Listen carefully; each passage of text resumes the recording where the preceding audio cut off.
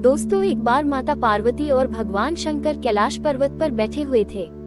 तभी भोलेनाथ माता पार्वती से कहते हैं, हे देवी, जितना समय इंसान दूसरों को समझाने में लगाता है, अगर उसका आधा समय अगर वह इंसान खुद पर लगाए तो जीवन में वह इंसान कहीं आगे निकल सकता है। जब तक किसी व्यक्ति को खुद की अहमियत नहीं पता होती, तब तक वह दूसरों की अहमियत को नहीं समझ सकता। इस संसार में दो प्रकार के इंसान होते हैं। पहला वह जो अपने काम पर पूरे ईमानदारी से करता है, जो खुद पर पूरा विश्वास करता है, उन्हें खुद पर पूरा यकीन होता है और वह इंसान जानता है कि उनके अंदर ऐसी क्या खास बात है जिसके लिए लोग उन्हें जानते हैं। उनके अंदर ऐसा क्या हुनर है जो औरों से अलग होता है, जो सामान्य नहीं होता है। वहीं पर दूसरी तरह के इंसान जो अपने आप को बहुत सामान्य समझते हैं, बहुत छोटा समझते हैं, जो अपने काम को, अपने किसी भी व्यापार को वह इंसान बहुत छोटा समझता है। इस प्रकार के लोगों को हमेशा यही लगता है कि उनके अंदर ऐसी कोई खास बात है ही नहीं, ऐसी कोई हुनर ही नहीं है जिससे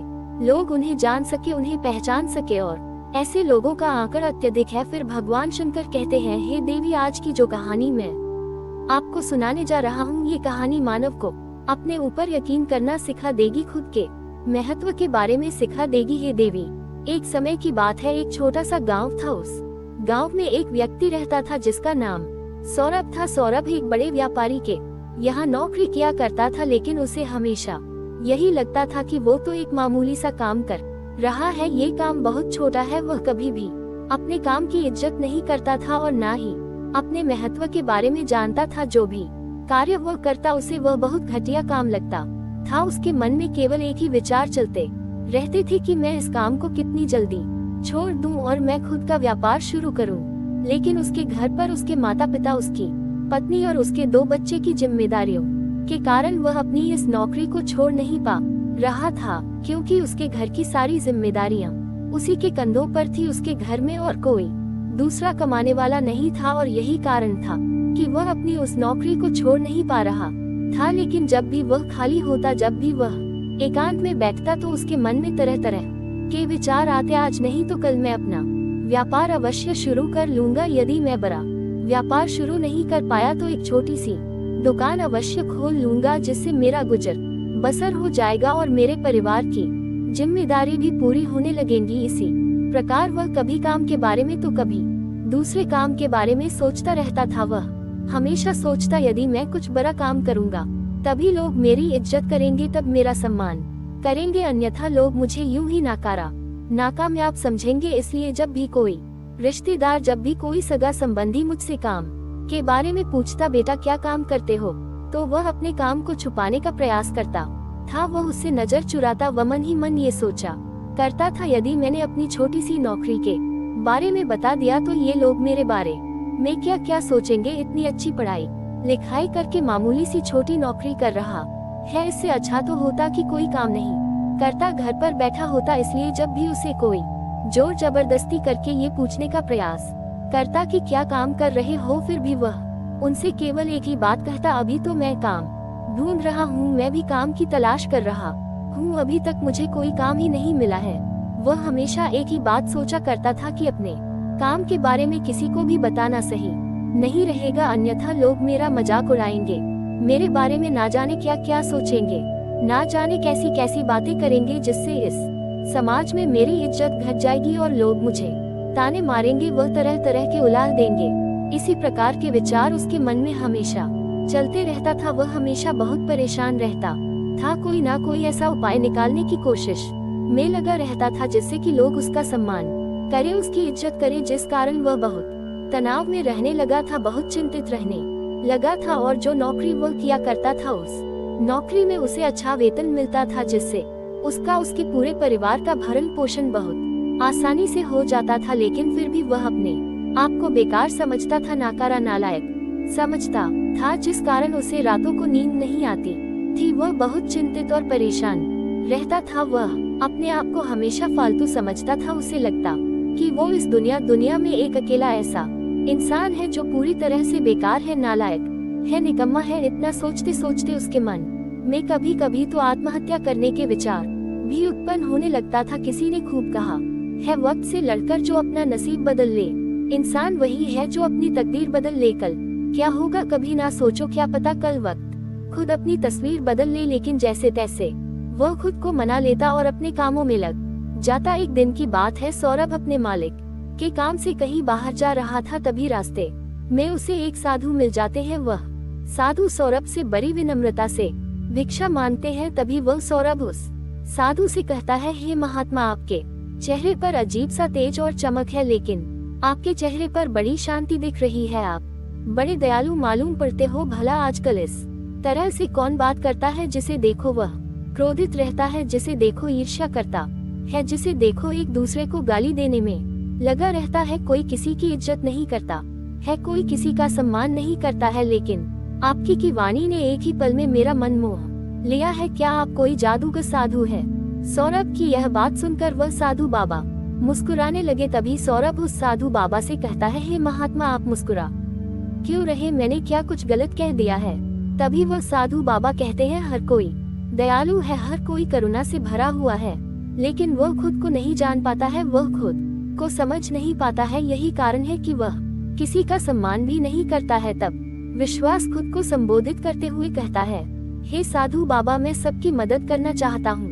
मैं हमेशा दूसरों के काम आता हूँ, उसके बावजूद भी लोग मेरी इज्जत नहीं करते, मेरा सम्मान नहीं करते। ऐसा करना तो दूर व मुझसे ढंग से बात तक नहीं करते, मुझे कोई पूछता तक नहीं है। और यह सब देख देख कर मेरा मन लोगों पर उठ चुका है और मेरे मन में यह विचार आता है कि मैं किसी काम का नहीं हूँ। जो मेरी कोई इज्जत नहीं करता है, मैं तो व्यर्थ में ही यह सारे काम कर रहा हूँ। लेकिन मैं एक छोटा सा काम कर रहा हूँ, जिस वजह से मेरे मन में कभी कभी उन सभी के प्रति ईर्ष्या भी उत्पन्न होने लगती है।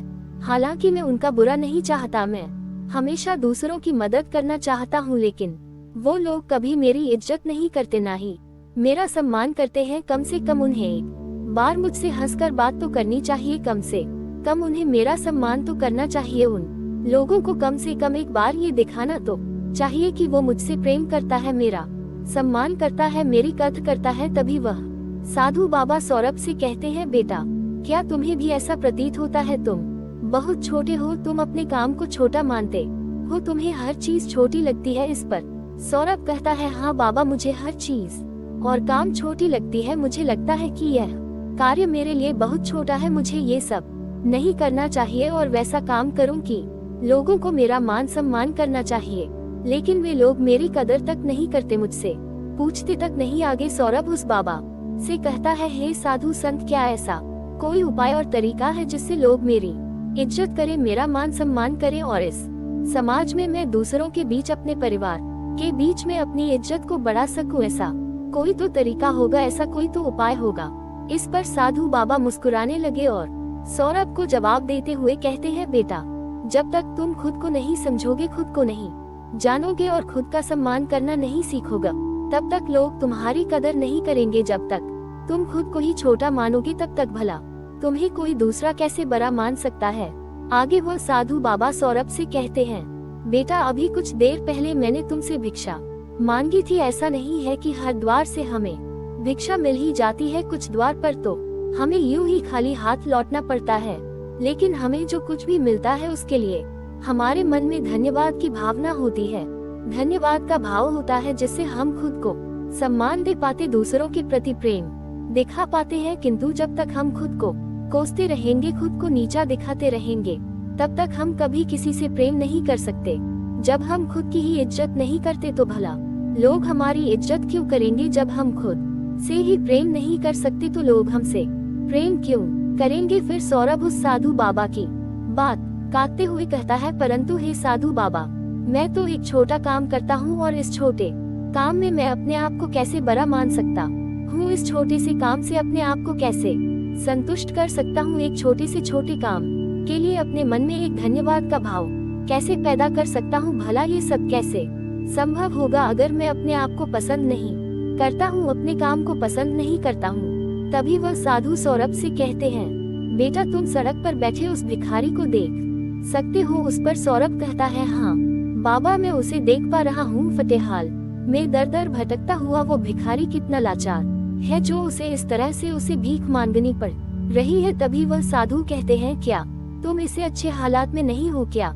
इसके पास वह सब है जो तुम्हारे पास है। तभी सौरभ कहता है नहीं महात्मा, अगर उसके पास मेरी जैसी नौकरी होती तो वह भी अच्छा खासा कमा रहा होता और अपने परिवार का भरण पोषण कर रहा होता। फिर वह साधु कहते हैं बेटा, जब तुम उससे अच्छे हालात में हो तो तुम्हें दुखी होना चाहिए या खुश होना चाहिए। इस पर सौरभ कहता है हे साधु, मुझे खुश होना चाहिए क्योंकि मैं उससे कहीं अच्छे हालात में हूँ। तभी वह साधु कहते हैं हर किसी को अच्छी नौकरी नहीं मिल पाती, हर किसी को अच्छी तनख्वाह नहीं मिल पाती, हर कोई अपने परिवार का भरण पोषण तक ठीक से नहीं कर पाता, लेकिन तुम ये सब करने में सक्षम हो। यदि तुम कुछ इस प्रकार सोचोगे तो तुम्हारे मन में भी धन्यवाद का भाव उत्पन्न होने लगेगा। तुम्हारा ये शरीर स्वस्थ है, तुम जहाँ चाहो वहाँ जा सकते हो, जैसे चाहो वैसे काम कर सकते हो, तुम्हें किसी प्रकार की कोई चिंता नहीं, कोई फिक्र नहीं, लेकिन फिर भी तुम अपने आप को, अपने काम को छोटा समझते हो।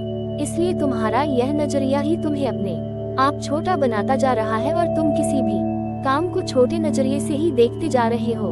इससे तुम्हें अपने नजरिए को बदलने की जरूरत है। यदि तुम अपने नजरिए को बदल लेते हो तो धीरे धीरे सब कुछ अच्छा हो जाएगा, और अगर नहीं बदल पाते तो आज जो कुछ भी तुम्हारे पास है, देखना एक ना एक दिन तुम सब कुछ खो बैठोगे और तब तुम्हारे पास कुछ ना होगा, केवल पश्चाताप करोगे, लेकिन तुम्हारे हाथ कुछ नहीं आएगा। लेकिन यदि एक बार तुम खुद से प्यार करना सीख जाओगे तब तुम्हारा विश्वास खुद पर बढ़ने लगेगा, और खुद पर विश्वास करने के बाद सबसे पहला बदलाव जो तुम्हारे अंतर मन के अंदर आएगा वह होगा प्रेम, और प्रेम का भाव तुम्हारे मन में उत्पन्न होगा, अर्थात हमारा खुद पर भरोसा करना। और जब हमारा भरोसा खुद पर बढ़ने लगता है तो हमारी संकल्प शक्ति भी मजबूत होने लगती है। आगे वह साधु सौरभ से कहते हैं कि तुमने कभी किसी नेता को देखा है, कोई ऐसा नेता जो भी काम हाथ में लेता है उसे वह पूरा करके ही दम लेता है, भले ही उस काम के लिए उसकी कितनी भी निंदा क्यों ना की जाए, लोग उसके खिलाफ ही क्यों ना खड़े हो जाए, लेकिन वह तब तक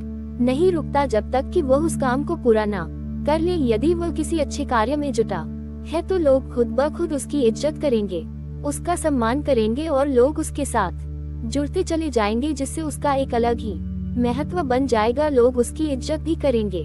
ठीक उसी प्रकार तुम्हें भी अपने जीवन में जिस काम को अपने हाथ में लेना है उसे सही ढंग से और सही तरीके से पूरा करना है, और तब तक तुम्हें रुकना नहीं है जब तक कि तुम उस काम को पूरा ना कर लो। यदि तुम ऐसा करते हो तुम्हें लोग देखेंगे, तुम पर ध्यान देंगे, और सब लोग तो वे इस बात से जाने लगेंगे कि व्यक्ति जो भी काम अपने हाथ में लेता है उसे पूरा करके ही दम लेता है, जिससे लोगों की नजरों में तुम्हारा मान सम्मान, तुम्हारी इज्जत बढ़ने लगेगी, लोग तुम्हारी कदर भी करेंगे। फिर साधु सौरभ को एक और तरीका बताते हुए कहते हैं, जब हम दूसरों के काम आते हैं, दूसरों की मदद करते हैं तो इससे भी लोगों के बीच हमारी महत्व बढ़ जाती है, जो बहुत अच्छी बात है। लेकिन मैं तुम्हें सावधान कर देता हूँ, हर समय अगर आप किसी के लिए मौजूद रहेंगे, कोई आपको गंभीरता से नहीं लेगा, तब तुम्हारा फायदा लोग उठाने लगेंगे, तुम्हारे इर्द गिर्द घूमते नजर आएंगे, तुमसे अपना काम निकलवाए, और जब उनका काम खत्म हो जाएगा तो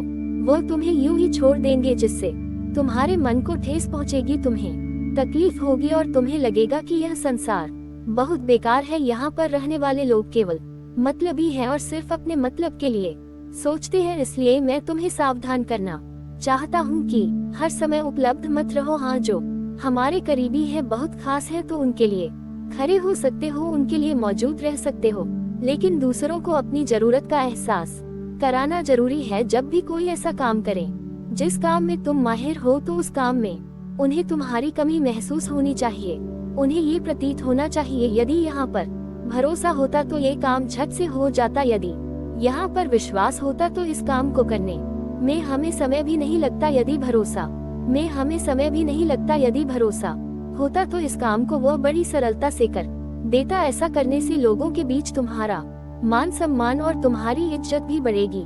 आगे फिर साधु सौरभ से अगली बात बताते हुए कहते हैं, अपना काम पूरा होने से पहले कभी भी उसके बारे में किसी को ना बताना, वरना तुम मजाक के पात्र ही बन के रह जाओगे। कुछ लोग काम पूरा होने से पहले ही ढिंढोरा पीट देंगे, तुम हकते ज्यादा हो, और कुछ लोगों की तो आदत होती है कि वह काम करने से पहले ही लंबी फेंकते हैं, भले ही उस काम को करने में सक्षम हो या ना हो, भले उस काम को वह शुरू तक नहीं किया हो, जिस कारण बाद में उन्हें शर्मिंदा होना पड़ता है। लोग उनका मजाक बनाते हैं, उनकी निंदा करते हैं और ऐसे लोगों को कोई गंभीरता से नहीं लेता, ना ही इनकी कोई इज्जत करता है, ना ही इनका कोई सम्मान करता है, क्योंकि तुम भी ऐसा करोगे तो तुम्हें भी कोई गंभीरता से नहीं लेगा। इसलिए चुप रहकर अपने काम को निरंतर करते जाओ और तुम्हारी निरंतरता ही तुम्हें अपने लक्ष्य तक पहुंचा देगी। और एक दिन जब आप अपने लक्ष्य पर पहुंच जाओगे, उसके बाद लोगों को खुद पता चल जाएगा कि आपने क्या किया है और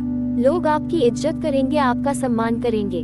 फिर वो साधु बाबा सौरभ को अगला एक और तरीका बताते हुए कहते हैं, अपने मन की झिझक को दूर करना सीखो। हम में से अधिकांश लोगों की आदत होती है कि वह दूसरों से बात करने में झिझक है, या फिर उन्हें कोई नया काम दे दिया जाए, या फिर उन्हें कहीं जाने के लिए कह दिया जाए तो उनकी के मन में जो आत्मविश्वास होता है वह बहुत कम होता है, जिस कारण को लोगों से बात करने में झिझक है, डरते हैं, और इसी कारणवश वह अपने जीवन में कुछ नया और कुछ अलग नहीं कर पाते। यदि आपके मन में भी ऐसी ही झिझक है, ऐसे ही आत्मविश्वास की कमी है, तो आपको सबसे पहले तो इस झिझक से, अपने आत्मविश्वास की कमी से लड़ना होगा, इसका सामना करना होगा। जैसे कि मान लो यदि तुमको किसी अनजान व्यक्ति से बात करने में झिझक होती है, तो तुमको आज से जब भी कोई अनजान व्यक्ति मिले तो उससे जबरदस्ती बात करने का प्रयास करना चाहिए, बात करने का अभिनय करना चाहिए, और अभिनय करते करते एक दिन आप उनसे बेझिझक बात करने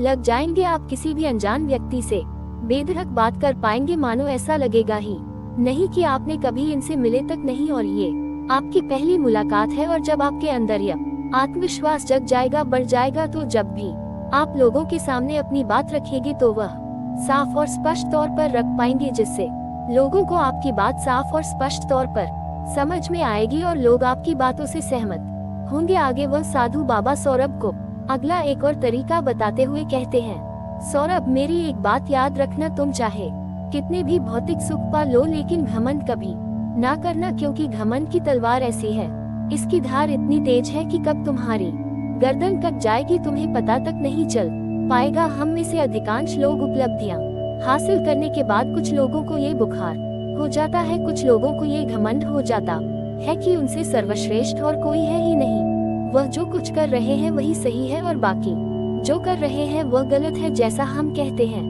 वह सही है, जैसा हम कपड़े पहनते हैं, जो हम काम करते हैं, वह सब कुछ सही है और बाकी सब गलत है, जिस कारण लोगों की कदर करना भूल जाते हो, लोगों की इज्जत करना भूल जाते हैं। यदि आपसे कोई अधिक जानता है, आपसे से अधिक कोई उपलब्धि हासिल करने वाला व्यक्ति भी आपके सामने खड़ा हो, तो आप उसे कभी कुछ सीख नहीं सकते, बल्कि आप उसकी निंदा करेंगे, उसका अपमान करेंगे। इसलिए जब भी हम अपने जीवन में कोई नई उपलब्धियां हासिल करते हैं जो आसान नहीं होती, तो हमारे मन में यह घमंड भी पनपने लगता है। ऐसे समय पर हमें अपना निरीक्षण करते रहना चाहिए, कहीं कोई उपलब्धि हासिल करने के बाद हमारे भीतर अहंकार तो नहीं आ गया है, कहीं हम अपने नीचे ओहदे वाले व्यक्तियों से गलत तरीके से पेश तो नहीं आ रहे हैं, कहीं हम अपनी बातों से किसी का अपमान तो नहीं कर रहे हैं, किसी का मजाक तो नहीं उड़ा रहे हैं, किसी को छोटा तो नहीं समझ रहे हैं। इस बात का निरीक्षण आध्यात्मिक उन्नति के लिए बहुत जरूरी होता है, क्योंकि आध्यात्मिक उन्नति में हमारा अहंकार ही सबसे बड़ा शत्रु होता है। अंत में वह साधु बाबा सौरभ से कहते हैं, हम सभी इस समाज में रहते हैं और यह समाज हमारे लिए ही बनाया गया है, इसलिए हमें इस समाज की मदद करनी चाहिए, इस समाज में रहने वाले लोगों की मदद करनी चाहिए, उनके सामने अच्छे से पेश आना चाहिए। ये सारी बातें समाज में भी एक बहुत ही इज्जतदार इंसान के तौर पर पेश करती हैं, और लोग आपसे हमेशा जुड़े रहने का प्रयास करते हैं, क्योंकि उनके मन में जो प्रेम है, जो भाव है आपके प्रति, जो इज्जत है, वही उन्हें आपसे जोड़े रखता है, जिसे लोग आपका मान करते हैं, आपका सम्मान करते हैं, आपकी इज्जत करते हैं, और लोग आपकी कदर भी करते हैं। इसलिए पहले खुद से प्रेम करना सीखो, अपने काम से प्रेम करो, अपने आप से प्रेम करो, धन्यवाद का भाव पैदा करो, क्योंकि हर कोई यह समाज, ये संसार को आभारी मानना चाहिए, केवल इस्तेमाल करने के लिए नहीं मिली है, और हम हैं कि इस पर अपना हक मान लेते हैं और जैसे चाहे इसका इस्तेमाल करते हैं, लेकिन कभी आभार व्यक्त नहीं करते हैं। फिर वो साधु बाबा सौरभ से कहते हैं, आज से ही अपने आप को छोटा समझना भूल जाना, क्योंकि जब तक तुम खुद को छोटा समझोगे तब तक तुम हर चीज में निंदा ही करोगे, निंदा देखोगे और लोगों के प्रति ईर्ष्या का भाव ही रखोगे। इसलिए आज से अपने मन से यह भाव निकाल देना कि तुम छोटे हो और तुम एक छोटा काम कर रहे हो, जैसा कि पहले तुमने बताया था। जितना तुम पा रहे हो, जो तुम कर रहे हो, ये सभी के नसीब में भी नहीं होता है। इसलिए आज से यह भाव बदल कर उसकी जगह पर प्रेम का भाव उत्पन्न करो। इतना कहकर वह साधु बाबा अपना भिक्षा पात्र लेकर वहां से आगे की ओर चल पड़े और सौरभ भी उन्हें प्रणाम करके अपने काम की ओर खुशी खुशी आगे बढ़ता चला गया। अगर आप शिव के सच्चे भक्त हैं तो चैनल को सब्सक्राइब और वीडियो को लाइक करके कमेंट में हर हर महादेव लिख दे।